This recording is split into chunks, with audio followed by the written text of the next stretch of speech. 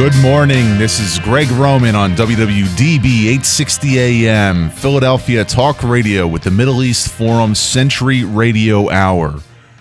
Coming back after 2 weeks of vacation, it's great to be back in the studio. I was previously broadcasting from New York about a month ago, where we had the results of the Israeli elections after having spent a good 5 hours on I-24 News giving live election updates. And a lot has happened in the Middle East since our last broadcast.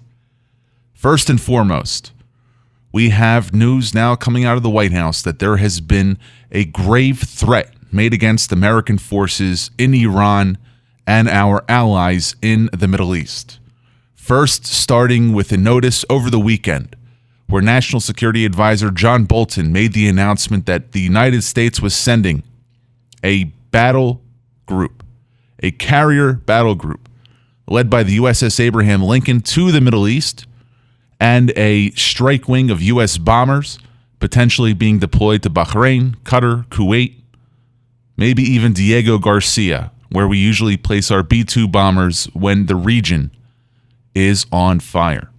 And the reason for this and the announcement of this was because allegedly the Israeli Mossad, the Israeli intelligence services, gave a dire warning to the American intelligence community, which was immediately forwarded to the White House, and also leading to the cancellation of a visit of Secretary of State Mike Pompeo to Germany, where he arrived on Baghdad on the ground yesterday to coordinate American action in the region. The threat comes only a few weeks after the United States listed the Islamic Revolutionary Guard Corps, the IRGC, of the nation-state of Iran and its affiliates, like the Al-Quds Brigades, the members of this group, which has been around since 1979, 40 years after the Iranian Islamic Revolution took place. And the warning went as follows. The IRGC, its affiliates, and its proxies throughout the region are planning an immediate attack against American interests, American forces, and America's allies in the Middle East. I surmise this may have had something to do with the recent uptick in violence caused by Hamas against Israel, coming from Gaza, where over 600 rockets landed in a 24-hour period from Saturday to Monday, until a ceasefire was declared at 4:30 in the morning, Israel time, on Monday morning.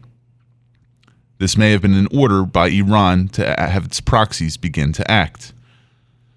It also may have just been internecine conflict between the Islamic Jihad, another Iranian proxy in Gaza, and Hamas jockeying for power at the beginning of Ramadan and 1 month before the U.S. introduces its peace plan for trying to achieve Israeli-Palestinian compromise and peace. But going back to the larger picture, Iran is on its heels. The U.S. failed to renew waivers for countries which were allowed to import oil, albeit American sanctions preventing any Iranian oil imports to be paid for by using the U.S. financial system. About 1 year ago, when President Trump found Iran in violation of the Joint Comprehensive Plan of Action, the JCPOA, otherwise known as the Iran deal, and the U.S. started to scale back its alleviating measures on Iran, which were part of that deal, and began to reimpose sanctions on the country, Iran still had some hope for being able to bring in foreign currency by way of its oil exports and its natural gas exports.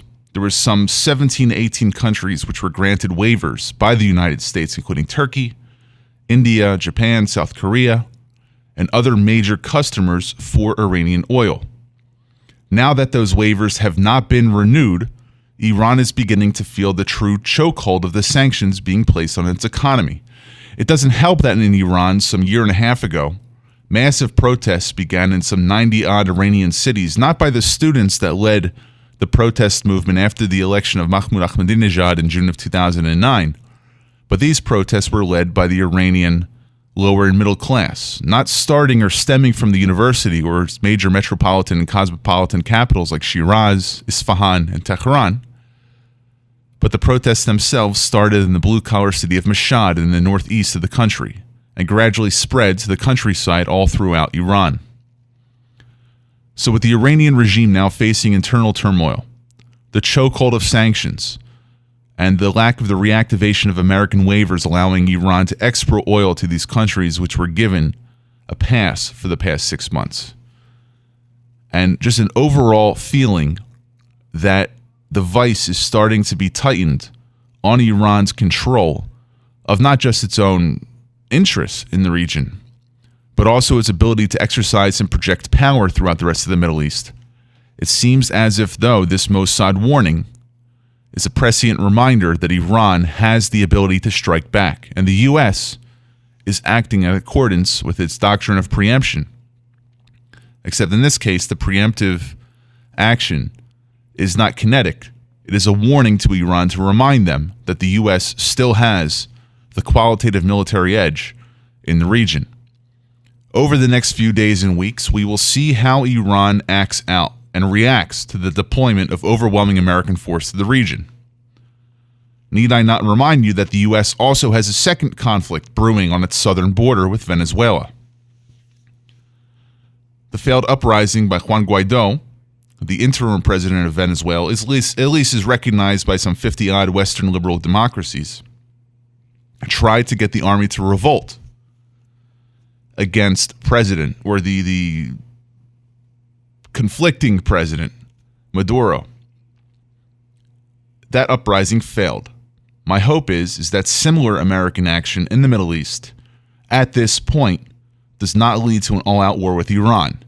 Perhaps cooler heads will prevail, and elements of the Iranian regime that do not seek to stoke the coals and raise the embers of Iranian fire directed against American forces, which would then lead to an overwhelming American response, not just against the Iranian regime that they've indicated that would be targets in any reprisal or any preemptive action against Iran carried out by American forces in order to stem the possibility that Iran will lash out first, but also against Iran's core nuclear, oil-producing, and other means of infrastructure that still provided a lifeline with its deals to China and Russia, which are essentially the only two sources of foreign currency that are currently coming into the Iranian economy. Yes, it does have its illicit and corrupt practices ran by the IRGC, the Islamic Revolutionary Guard Corps, which, according to some estimates, can control between 30 and 45% of the Iranian economy.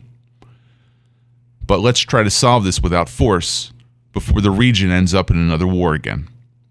After these messages, we'll be back with our guests. The intellectual backbone of American Middle East studies has provided a rationable excuse for individuals trying to promote an anti-American agenda.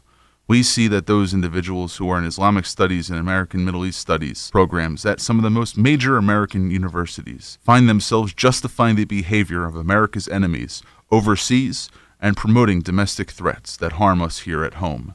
If you want to go and learn more about Campus Watch, the Reader's Digest of American Middle East Studies, check us out on Campus Watch at www.campus-watch.org. Every day, the men and women of the United States Marine Corps demonstrate their commitment to defend the American way of life. Since 1775, we have served our nation as a force in readiness. From combat operations to humanitarian assistance in every corner of the world. No matter where the mission takes us today, or wherever our country needs us tomorrow, we always remember the land we call home. As Marines, we take a stand for each other, for our nation, for us all, the few, the proud, the Marines.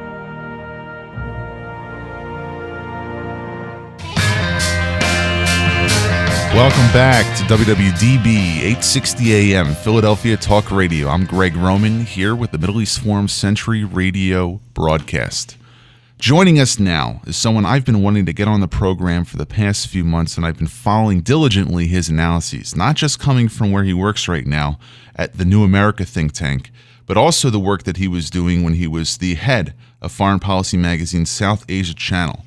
David Sterman holds a master's degree from Georgetown University's Center for Security Studies, and his current research focuses on terrorism and violent extremism in America, immigration, terrorist threats, foreign fighter recruitment, and the effectiveness and consequences of American counterterrorism efforts. David, welcome back to the program. Thanks.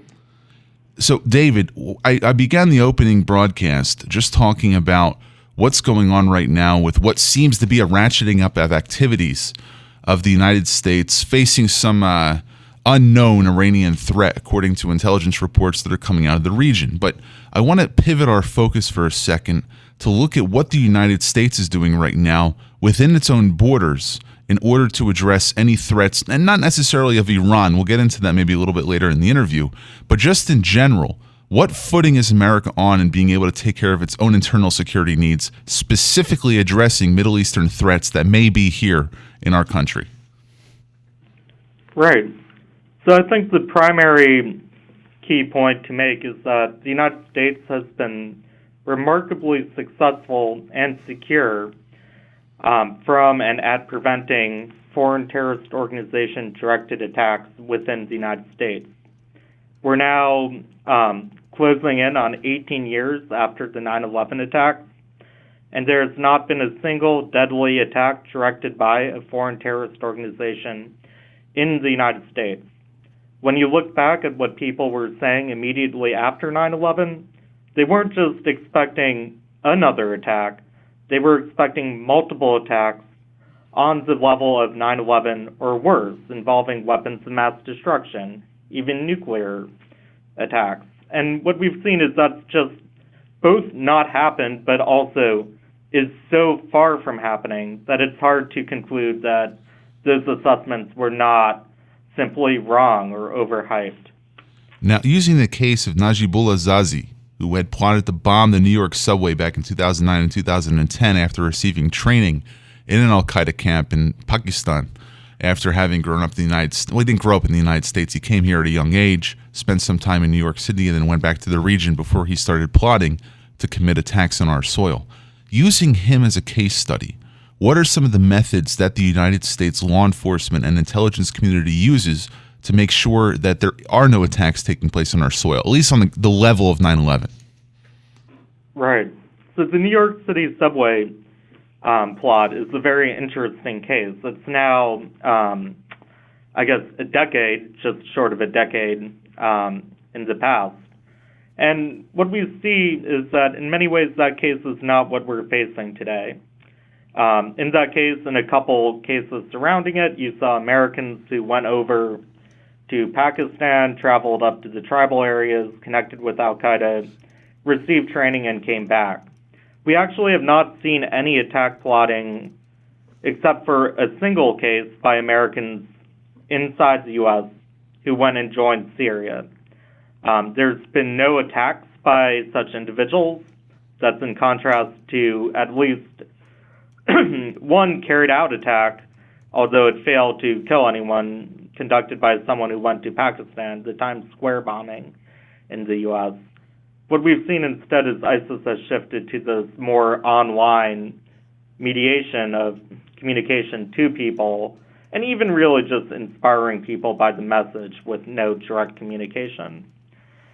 Part of what sort of generated that shift, and gets to your question about the response, is that the U.S. has become very active, even before the subway bombing, or subway bombing plot. But that really sparked the interest in tracking these foreign fighters, monitoring who is going to conflict zones abroad, conducting military action against groups that gain territory and the ability to train people physically abroad, and also generated a whole set of sort of data collection and information sharing efforts to prevent people from coming back unnoticed. In addition, there's sort of a layered set of defenses that have existed for a while, including a widespread informant network, technological surveillance, as well as just the willingness of the various communities and also the general public to report suspicious activity. Now, while there may have not been any Americans that received training overseas, there have been multiple foreign-inspired and coordinated attacks that took place here in the United States that were encouraged by elements outside of our borders. I point to Anwar al-Maliki and the Fort Hood attack. I point to the 2014 Queens Hatchet attack, the San Bernardino attack, the Orlando massacre, the Curtis Colwell Center attack in Garland, Texas. I mean, the list goes on and on. So while we may have been able to stop the likes of those people who had received training in Pakistan, or even there's a few examples of Nigeria and Somalia and Puntland, and even in Syria, there are some individuals who returned and were caught coming back into the country. If we can physically secure our borders and ensure that there is a domestic intelligence network that exists, full of, like you said, informants, the ability to monitor online communications, why still has there been the ability for known wolves or homegrown terrorists to be able to carry out attacks on the level of killing dozens of individuals? Right. So the key aspect here is that an inspired attack really cuts off a bunch of the necessary actions that need to be taken to carry out a terrorist attack in the U.S. So if you imagine, say, an attempt to conduct an attack like the Paris attacks in the United States, what do you have to do that? You have to have Americans radicalized at home, travel over to Syria undetected, gain training in Syria, not die in the Syrian conflict, manage to exit the Syrian conflict despite increased border controls, come back to the U.S. undetected, conduct surveillance in the U.S., acquire weapons in the U.S., and then conduct the attack. That's a whole set of areas where we've seen the layered defenses act. Now, if you just have someone who is reading the propaganda and decides to get a firearm and conduct an attack, that's far fewer steps. It's radicalized in the U.S. That's a relatively easy thing to do, although I would note that very few people do. It's just a matter of there's a big impact to those who do radicalize. You need to acquire a firearm, again, not particularly difficult in the U.S., and then you need to go to the site of the attack and conduct it. That's a far smaller set, and even though there's still a wide range of difficulties facing people thinking about carrying out those attacks, and most people, the vast majority of people, would never conduct such an attack. Even when you look at sort of radicalized people, there's often a tendency to pull back from violence at home for a variety of reasons, both their sort of self-interest as well as, to some extent, moral reasons. But it's just far easier to do. And we've seen that ISIS is very effective at generating the news cycles to promote and encourage people and generate a contagion effect where people set each other to do those. I would note, though, that these sort of jihadist attacks inspired by ISIS are part of a much broader phenomena of political and, in some ways, non-political violence in the U.S. We've seen a similar level of terrorist attacks from the far right, including a number of white supremacist attacks in the past few years, often much more sort of developed, involving larger groups, more sophisticated weaponry than what we've seen from jihadists lately, especially in the past year or two. And both of these ideological views pale in comparison with the broader phenomena of school shootings and other non-ideological mass shooting type attacks, workplace violence, domestic violence, these hard to pin down semi-political ideologies that are also personal grievances. Right, and while we do have the opportunity sometimes to get into the discussion of whether white nationalist, white supremacist, anti-Semitic attacks, I mean, just a little bit of background to give you some perspective. I was responsible for arranging Jewish community security in Pittsburgh between 2012 and 2015 before I started this current job here in Philadelphia. So I mean, when we're looking at an area like Ligonier, Pennsylvania, which is in the southwest of the state, and we just look at the overall export of hate materials coming from the state of Pennsylvania. Pennsylvania is the second largest exporter of white supremacist hate literature in the world. And being very well aware of what that can do to radicalize individuals. And even if we look at what's happening in prisons, the formations of the Aryan Nation, different gangs, the ability to have these channels like 4chan, 8chan, so on and so forth, it seems as if though, if we look at the parallel developments of extremism associated with both that of white nationalists and that of jihadists, there are many tactics that they use together. And then going beyond those which are ideologically inspired, like for instance, I would be remiss not to talk about the school shootings that took place in a Denver suburb yesterday. There are plenty of ways for those who are radicalized to find the means in this country, if they reach that breaking point, to carry out an attack. But I have to get back and digress for a second, because we are talking about the Middle East and not just the other instances of domestic terrorism in the United States. And we've largely spent a good amount of time in the last few minutes talking about active measures and layered defense in order to prevent that inspired jihadi element of terrorism, not to negate any other terrorist attacks that are taking place, but there has been a disproportionate amount of debate and coverage of several of the Trump administration's policies to try to prevent this specific style of terrorism coming from the Middle East and other areas which are inspiring Islamist, not Islamic, Islamist-inspired radical violence. So I'd like to go through a few of these measures with you and have you rate their efficacy and give a reason why or why not they're working. Is that okay? Absolutely. All right, let's talk about the Muslim ban. It was started off as a policy proposal of a Muslim ban, then it went to Islamic countries, then I think DHS right now is at a point where they're trying to prevent the entry of violently inspired Islamists to the United States. I think the first two iterations are unconstitutional and frankly perverse. I think the third is something that might work. Your take? So there's no support for the idea that the Muslim ban or the travel ban would prevent any of these attacks. In fact, if it had been implemented on 9/10/2001, it would not have prevented the 9/11 attacks, nor any of the deadly attacks we have seen since 9/11. Moving beyond sort of the specific question of the ban on travel from this set of particular countries, there's really no evidence that the threat the U.S. is facing is an immigrant or a foreign infiltration threat. About 50% of the people, so at New America we track people arrested for terrorism-related crimes. 50% of the people, or thereabout, it varies a bit higher, a bit lower, depending on who gets at it, were born U.S. citizens. About 80% are U.S. citizens or legal permanent residents.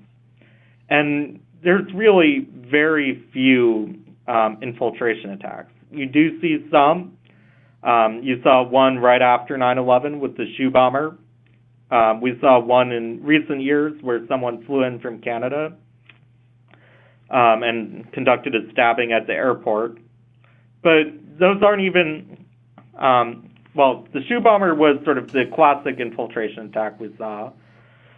The more recent one doesn't appear to have been directed in any manner by a foreign terrorist organization.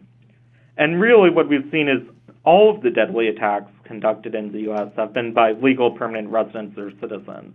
It's a homegrown threat driven by radicalization on the internet that really doesn't know these kind of visa restrictions or boundaries.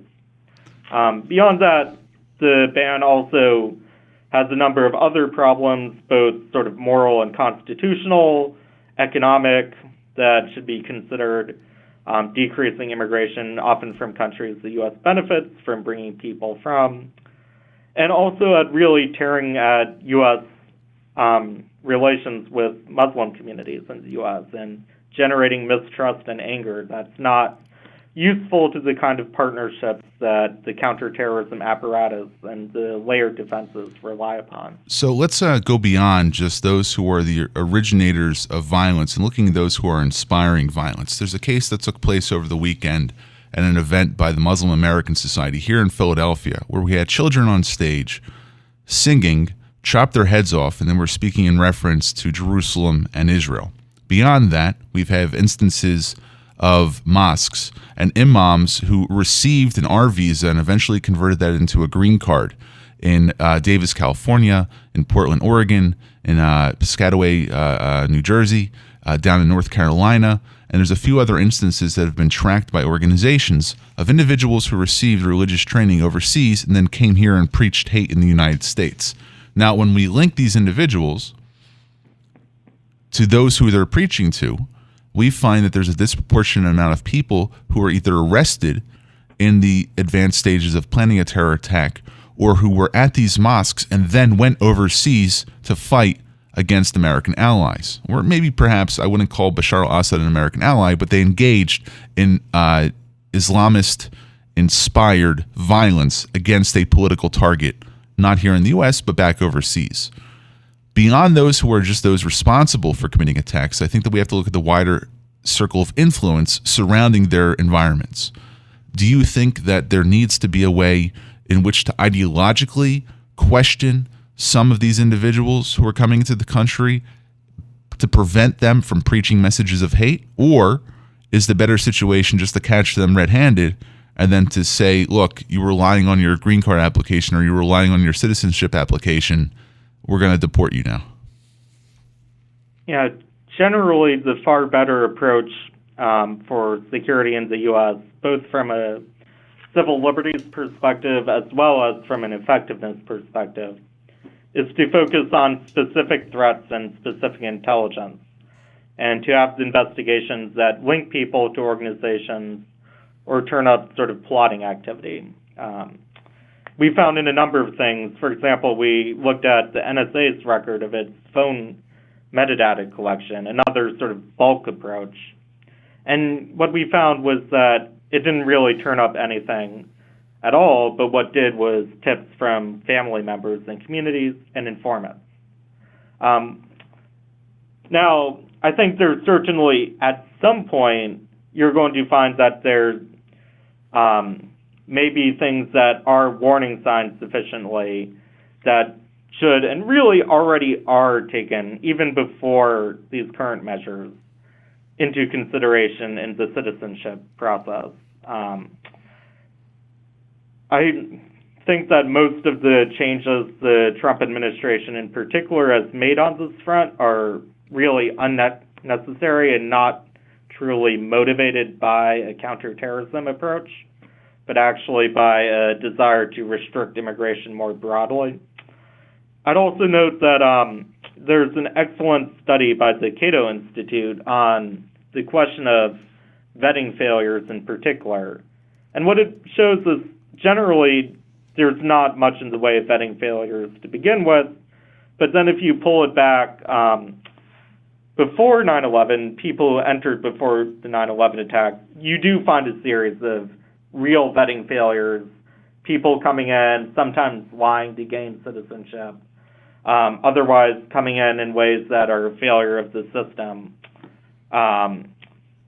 But then after it drops to essentially no vetting failures. So measures that the U.S. government took, maybe in reforming the security services, putting together some 20-odd agencies under DHS, streamlining intelligence sharing. I mean, we all know, according to the 9/11 report, the failure for the FBI and the CIA to share information with one another. And I understood why those Chinese walls were in place. But you're saying that after the 9/11 attacks took place, the reforms that were put in place by the Bush administration have corrected some of those vetting failures that took place pre-9/11? Exactly. And what you see when you look at and dig into some of the data the Trump administration has cited, in addition to a number of other really misleading aspects about their use of data, is that most of the cases they're citing are from pre-9/11. So even to the extent that they do represent vetting failures, many of those vetting failures were long ago resolved. And over time, there does appear to have been an increased percentage of the terrorism cases.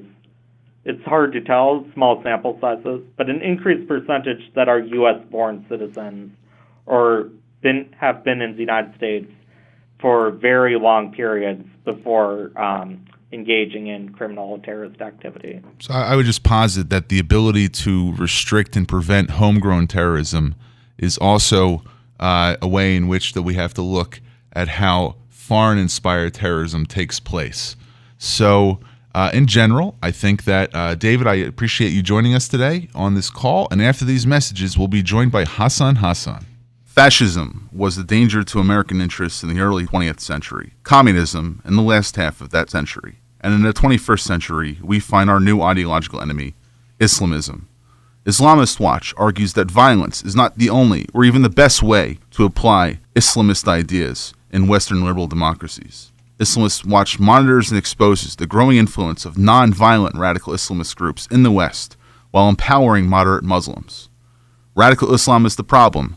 Mainstream Islam is the solution. Read more at www.islamist-watch.org or check us out on Twitter at Islamist Watch. Take a look under your bed. Find stuff under there? What about jobs? No? Now try your basement. There's a pair of overalls that overall you're not so into anymore. A perfectly good laptop that hasn't seen your lap in months. And even more stuff. But still no jobs? Well, you really have both. See, stuff is defined as household articles considered as a group. Sometimes this stuff is no longer needed. Wait, no longer needed? That can't be right. Because remember those jobs you were looking for? Those are really needed. And they're the stuff inside your stuff. Even inside that winter coat that moved with you to Phoenix. Our job is to unlock those jobs. And it starts when you donate your stuff to your local Goodwill. Here's how we do it. When you donate to Goodwill, we sell your stuff to provide job training for people right here in your community. So just by teaming up with Goodwill, you help create jobs. And isn't that worth parting with the leftover keytar from your 80s cover band? Goodwill. Donate stuff, create jobs. Find your nearest donation center at goodwill.org. A message from Goodwill and the Ad Council. Welcome back to WWDB 860 AM. This is Gregg Roman with the Middle East Forum Sentry Radio Hour. I'm going to bring David back on just for a second to give some closing remarks because we unfortunately got disconnected. David, sorry about that technical failure, but we'll give you about a minute to close our conversation. Yeah, absolutely. To summarize, I think that it's critical to note that the threat to the United States has both been relatively limited since 9/11 and particularly limited in the current age. But what we've seen is this development of a broader phenomena of inspired political violence, both jihadists but also white supremacists, as well as a range of other non-political actions. And that's really something that's about American society. It's not an immigrant problem. DHS's own analyses really support that it's an American problem or a long-term resident of the U.S. problem.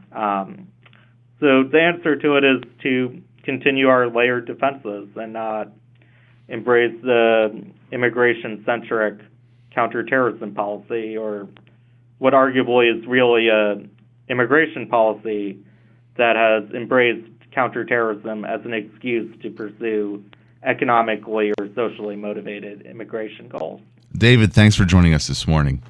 And now we shift thanks for joining us. Now we shift over to Hassan Hassan, a senior non-resident fellow at the Tahrir Institute for Middle East Policy with a focus on militant Islam, Syria, Iraq, and the Arab Gulf states. He previously was an associate fellow at Chatham House Middle East and North Africa program in London, and before that, a research associate at the Delma Institute in Abu Dhabi, and a deputy opinion editor for The National, an English-language daily in the United Arab Emirates. He's advised senior policymakers in the United States, Europe, and the Middle East, and has testified before the U.S. Congress on extremism.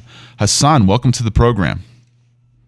Thank you for having me. Thanks a lot. So I would be remiss if we didn't start our conversation just with an update on what's going on right now with the ability for Iran to activate its proxies in the Middle East after we heard over the last 48 hours that the U.S. has deployed significant military resources to the region. What's going on with that? Well, this is, the biggest risk now is that Iran at some point needs to show muscles and flex it. Show it can flex its muscles in places like Iraq and Syria, and that's definitely increasing the temperature in the Middle East and places like Yemen, Syria, Iraq, Lebanon, and so on. The hope is obviously that Iran is not going to escalate because they know that the Trump administration is now willing to say we're not gonna do basically like the Obama administration would just cower to Iran. We're gonna escalate or counter-escalate. So there's that risk, but in my opinion, I don't think that's going to happen because Iran has interest in Syria that the U.S. is more capable of hurting than say Iran can do can do the same against the U.S. So there's a dynamic where Iran actually is very careful not to antagonize the U.S. so much in a way that all the gains that Iran made in Syria by stabilizing the Assad regime, I think there's a risk that the U.S. can reverse that very easily. By responding in some way of attacking Iranian proxies in Syria, which would then maybe destabilize their ability to hold territory and perhaps invite a Sunni backlash to fill the void? Exactly, yeah. And you know that the U.S. is present now in one third of Syria, in the eastern part of Syria. So it has presence on the ground. It also has presence in the corner on the borders between Jordan, Syria, Iraq, and that very critical area. So Al-Tanaf and Deir al-Zor. Exactly. So if the U.S. decides today to escalate and invite some of the forces opposed to Bashar al-Assad to open fronts here and there, I think that's going to be a very bad timing for the regime, for Iran, and for Russia. Because the regime has serious economic problems. The regime is trying, or at least Russia is trying to take some of the areas in the northwest currently occupied by or taken by the Syrian rebels. So basically, there's vulnerability for Iran in Syria more than anything else, even though the U.S. is more vulnerable in Iraq, say, or Yemen. So let's go over this for a second. Let's imagine we've got a map of the Middle East in front of us. Anybody listening right now, we're going to go from the west to the east. We've got Israel, Lebanon, and Syria there on the Mediterranean Sea. We've got the Iranian border with Afghanistan and Pakistan. They're all the way in the east. And we have this sort of chessboard where we have Russian and Turkish and Iranian. And I'm just talking about hegemonic occupying forces now, not so much about the let's say that the nativists who are in Syria or who are in Iraq, Lebanon, Israel, whatever else, Jordan. And you have the global picture of the United States now clamping down on the ability for Iran to bring in foreign currency and to have its economy run and hum like a machine. You have the waivers which have been taken off on Iran's oil exports in the countries which were receiving it. You do have some promises and some language being used by the European Union, by Turkey, Russia, and China saying they won't recognize some of this through a special access program. But Iran is feeling the pinch of American sanctions. And this intelligence that came out over the weekend indicates, at least in my analysis, that Iran is looking to do something to disrupt America's strategy to put a chokehold on Iran. And I don't think America is seeking active regime change insofar as they haven't launched attacks against Iran in Tehran, Shiraz, Isfahan, wherever else. But they are trying to make Iran feel the bite of American sanctions.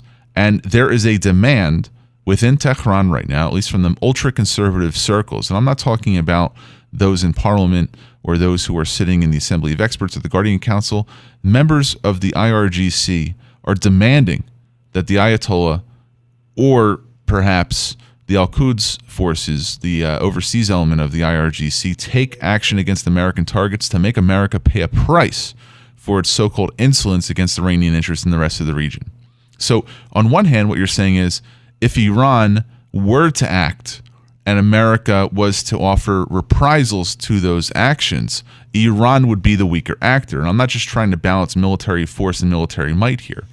But if Iran will not act kinetically against the United States, what other options does it have to convince the U.S. or to attempt to convince the U.S. to scale back these sanctions? Well, I mean, as long as they don't offer concessions, then there's nothing Iran can do except through kinetic activities or through proxy. So by creating, creating some fire somewhere in the region. And I think Iran has a massive, probably even more favorable grounds on that level, that they could revive proxies here and there. It really all depends. I mean, the formula is very simple. If the U.S. all of this boils down to whether Washington is willing.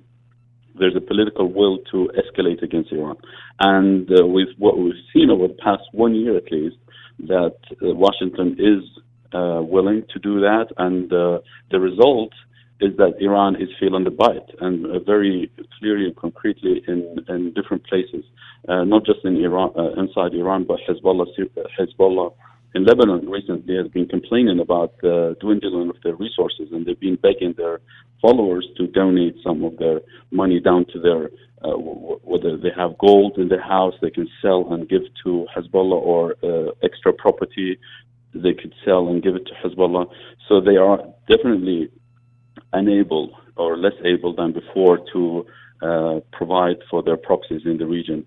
And in Syria, there's even more, like we said, more vulnerability in that regard. So far, for now, I think the U.S. is willing to increase the pressure, and that seems to be, taking effect. So if that policy continues for, say, another 5 years or more, then Iran will have to reconsider its approach in the Middle East. That they cannot just act with impunity, where the administration saying Washington is only wants to please Iran, wants to make a deal with it, but there's another administration that's trying to say unless Iran changes its behavior in the Middle East, we're going to increase the pressure that might eventually change the regime itself.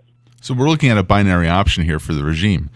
They either commit to a policy of acting out against the U.S. kinetically and then invite the destruction that brings upon them, which may lead to regime change. I think it would lead to much greater instability.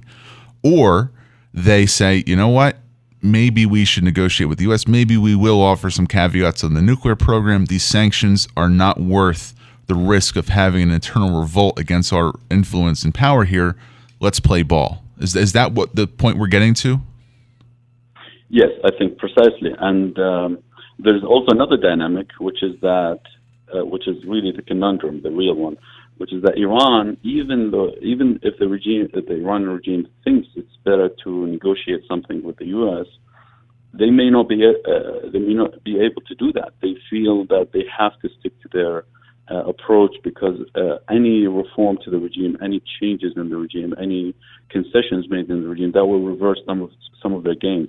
So they feel they have made so much gain in the Middle East in terms of reach and expansion that they cannot just give it to the U.S. Like just say we'll hand you over all these gains because you're gonna relieve sanctions or and so on and so forth. So that's the problem. On one hand, they think they can buy time, and they can buy their time until the U.S. either changes, the administration changes, or somehow there's increased political pressure in the U.S. to, whether inside the U.S. or from Europeans or from countries like Turkey, to say we're not going to increase pressure against Iran because we have interest in Iran that work for us than the sanctions.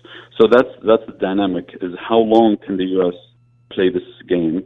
And from an Iranian perspective, they think they have all the time in the world to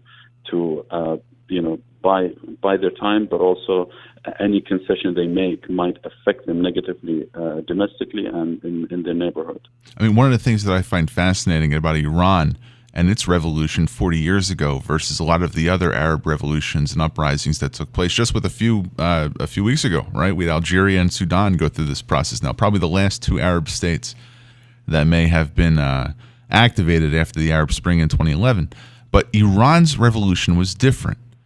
Maybe the only one which was somewhat similar was Egypt, because Iran was revolting against 3,000 years of Persian history, drastically changing the character of how the country saw itself, how it saw its minority groups. I mean, yes, Islam was introduced there in the late first millennia, I guess if we want to call it that, after it began in the cradle of the Middle East, in the breadbasket of the Middle East. But in Iraq, in Syria, in Lebanon, in Algeria, Morocco maybe was a little bit of a lesser extent, in Tunisia. These were largely polities that were created after the downfall of Western colonial powers. The revolution that took place in Iran was revolting against thousands of years of Persian history, where they just try to throw it out the door. Now, they do observe some customs, but the situation there is different. So where you had dictators being overthrown in 2011, 2012, the Shah being overthrown in 1979, I think that the total culture change which has taken place over the past 2 generations in Iranian history, or Persian history, depending on how we look at it, it's not just that it's the current leadership who is facing at risk. It's the entire revolutionary the Islamist revolutionary project which is at risk if the Persians, the 50% of Iran which is Persian, and the other 50% which are different minority groups, Kurds, Azeris, Baluchis, Abkhazis, whatever we want to talk about, that really puts Iran at the point of imploding, not just of switching the regime. Exactly, and I think the stakes are higher in Iran. On one hand, you have 40 years of rule that radicalized or kind of convinced a portion of the population of this way, the Islamist way. Obviously, when you rule a country for that long, you have a portion of the population being true believers in the cause. But on the other hand, you have, because of the Islamist rule, you have probably a greater portion of that population not just remaining loyal to the previous way of life, the secular way of life, but becoming even more militant in opposing Islamism, meaning they develop this bitterness and this hate towards the Islamist way of running things. Now, obviously, at this point, you don't. That may not translate into something. But if there's a collapse, then the change will be could either cause a civil war or something. It's not gonna, unless obviously it's an orderly transition. But we've seen elsewhere, especially in Egypt, after the Islamists ruled Egypt for about a year, when they were removed. It had a portion of Egyptians overreacting to anything Islamist, and they started to demonstrate that they're not Islamist by either removing the hijab or doing other things.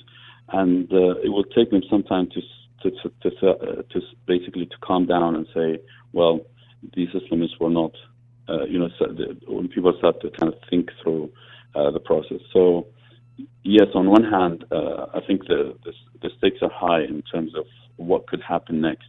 If the regime holds on, say, for another decade or two, then you will probably have an Iran that changed forever.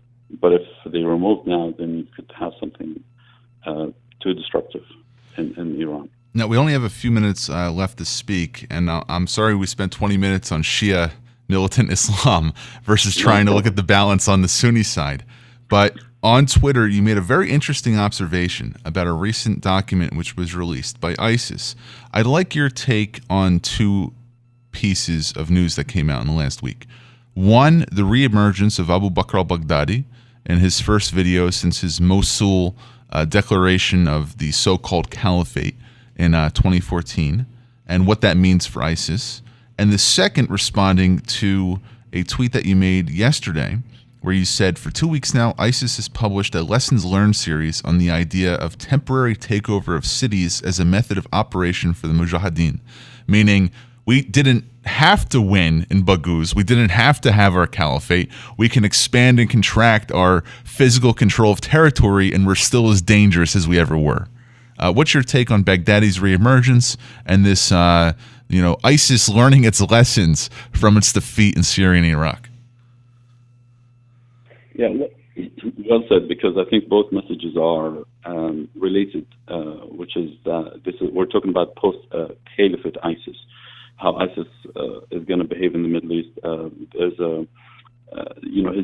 the video that appeared last Monday was basically of Baghdadi showing and speaking to three men in a video. This is a rare moment because the last time he appeared in a video was in July 2014 when he announced the caliphate in the mosque in this ancient mosque in Mosul.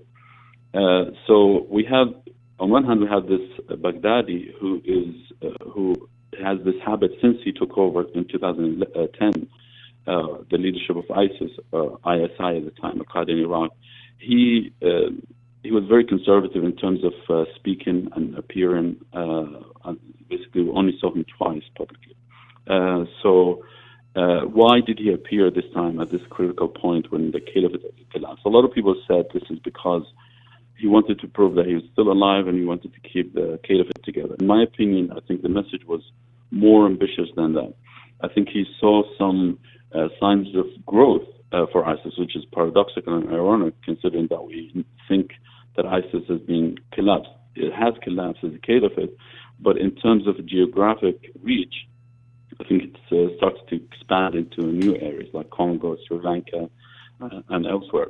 So to sum up, I think what we're seeing in terms of a trends related to ISIS is that ISIS is becoming less focused on the West, meaning it's less global than it was in 2014, but it's more than just an Iraqi organization today operating in Iraq and Syria. No, it's actually expanding in the geographic area around Iraq and Syria from the greater Middle East, and I think that's going to be their way of operating in the next few years, where they try to grow roots in the area they operate rather than focus on the West. And this is a kind of a part of a general broader trends related to all jihadis. Right, we see ISIS becoming the McDonald's, Burger King fast food franchise expansion of Sunni extremism.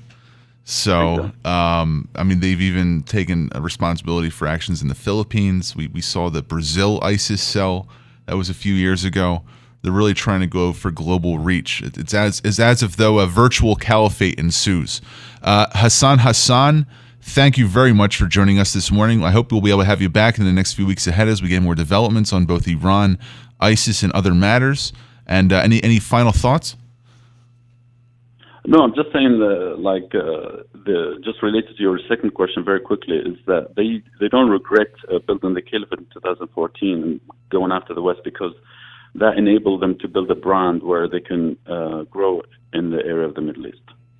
Thank you very much. After these messages, final thoughts. The Israel Victory Project steers U.S. policy toward backing an Israel victory over the Palestinians to resolve the Arab-Israeli conflict. Decades of what insiders call peace processing have left matters worse than where they started.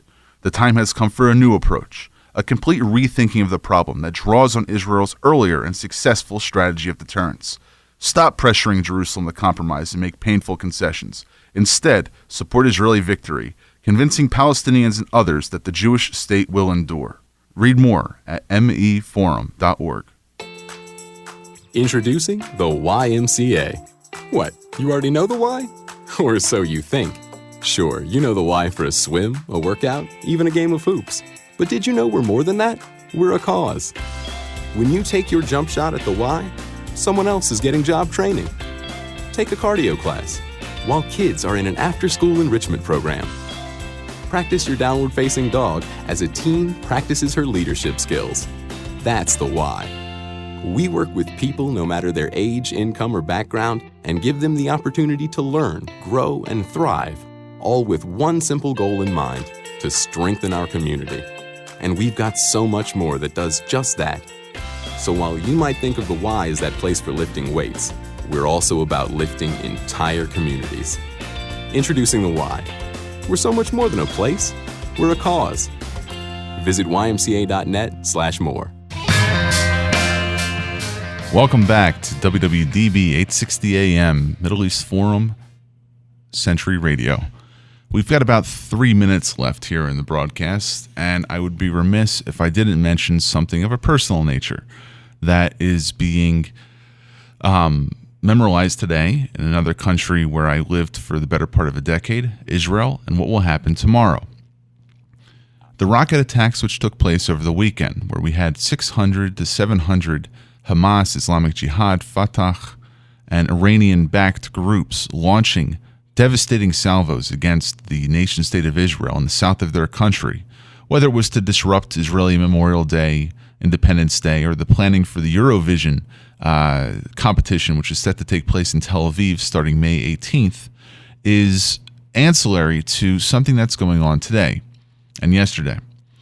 Twice a year in Israel, the entire country stops when sirens go off for the better part of a minute to commemorate those who fell in conflicts, either as serving as members of the Israeli Defense Forces or the 3,000 some civilians that were killed, maimed, injured, and eventually passed away to their next world due to the result of terrorism, either taking place during Israel's wars or during its proxy conflicts with terror organizations. The way in which this is relevant to this broadcast is that many of those individuals in the United States that served in the Israeli Defense Forces, whether it was the first chief of staff of the IDF, or whether it was friends of mine who I grew up with here in the Philadelphia region, fell in service of not just fighting for the Jewish state, but of fighting for an idea that the United States and Israel share. The idea that a Western, liberal, free way of life is worth dying for. That democracy and the principles that Western civilization have developed over the past few hundred years are one that can be both embodied by the United States, by Israel, and by other freedom-loving nations. When Israelis stop their cars, get out on the side of the highway, stand at attention, and listen to that siren blare on the streets of Tel Aviv, Jerusalem, Haifa, or other suburbs of the Jewish state. And it's not just Jews, it's also Arabs and Druze and Israeli Christians and Russians and some other 90 different ethnicities that have served in the Israeli Defense Forces. We find that their sacrifice is not for naught. It is for protecting the West, it is for protecting the Jewish state, but it's also for protecting our interests here in the United States. Thanks, everyone. We'll be back next week where I'll be broadcasting live from Jerusalem. Have a good day.